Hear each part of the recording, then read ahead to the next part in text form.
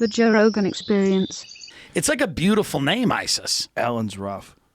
That's Ellen a rough is like one. an old. But it's a rough one now. It's a rough one now because she was running Abu Ghraib in the back of her show. That's a rough one.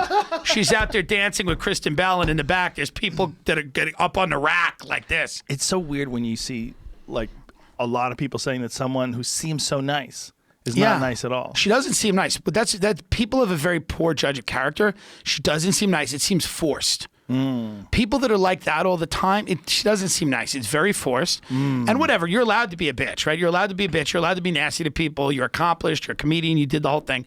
What you're not allowed to do is have a Guantanamo Bay situation in the backstage of your show where everybody's walking around afraid for their life, and it's like Abu Ghraib where they're hooked up to wires and they Dogs have like around them. Yeah, she's got dogs and hoods. If an intern's late, they have a hood on. I don't support that. That's just me. Yeah, I'm with you. Yeah, I mean, I wish her the best. Done? She's around for too long. James Fallon, Corden. all these people, walk away. You've been famous forever. Walk away. Like, eventually, everybody, they're just going to figure it out. Now, Fallon's on an apology tour because of the blackface. Like, is he? Well, he was. Like, he had to go around and apologize a million times for, like, they're going to find the thing if you don't go away. You gotta have a good run, and then when you have a good run, you step back and you go, okay, I'm still gonna do my thing, but like I'm not. I mean, there's only a few jobs in entertainment, right? Right. So I think a lot of the cancel culture shit is probably these motherfuckers want those jobs. Ooh. They're like, how long is this bitch gonna be dancing? I can dance with Hillary Clinton. I could do the Charleston with Henry Kissinger, whatever the fuck she does out there. The Charleston, is that what it is? She goes out there to the Charleston. She's got war criminals. Her and Bush are jumping around. I mean, that's right. She was buddies with Bush. That was like she's one of the a first CIA agent. Stephen Paddock.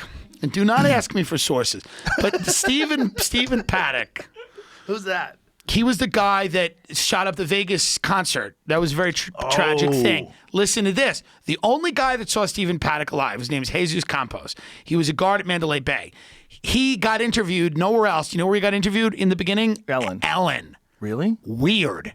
And then they went on, if you could find that clip, they went on with a weird like diagram of how it happened, and Ellen's like showing the people how it happened. Not like an emotional, like, how are you feeling? How are you holding up? It was a weird diagram of like, and then he went to the left and to the right. It was very strange to look. What the hell's going on? This is a daytime show. Which is the Paddock guy? And there's two guys there? The chubbier guy is the Jesus guy. And now Ellen is doing a thing of how the shooting happened. Look how she's got like an antenna from someone's Buick that she's popped off and she's using it as a pointer. But why the hell is this happening on like a daytime show where this is weird. Where'd she get that pointer? I don't know. She stole it off an intern's car. Why wouldn't you just use your finger? Like if that was you, if it was your show, the Tim Dillon show, wouldn't you just point? Yeah. This is also a giant screen behind her, so they could have just put it on that screen. So, but she's using this thing. I find it very strange. I don't know why. Wait a minute, those aren't real palm trees? No. Yeah. I know that street though. I know that block in Beverly Hills that she used. How weird is that? I don't know why they're doing this on a daytime talk show. Let's keep it running. Look at it. She's dressed like Colonel Sanders. Not Colonel Sanders. She's dressed like Sergeant Pepper. This guy looks like a member of her staff. What kind of outfit is she wearing? I don't know. She wears those weird, like, militant, lesbian that should tell you uniform. Something. Yeah. Like, that's an odd look with all those buttons. Like, why do you have so many wrist buttons? It was given to her in Langley. The only reason why you have that many wrist buttons if you're looking at clothesline somebody. Yeah, look at her. Look at her. Everyone says she looks so friendly. She looks friendly. Yeah, she does look very military. Yeah, she's a militant woman. With a very expensive watch, She dealt with a lot of discrimination when she came out. It was very sad, but then she joined the CIA. Her house got broken into while she was at home. Really? Yeah. She got a dope place in Montecito. And they broke in while she was there. Yeah. And those people are still being tortured to this day. Probably. They're still in an underground jail. Yeah, she's feeding them to her staff.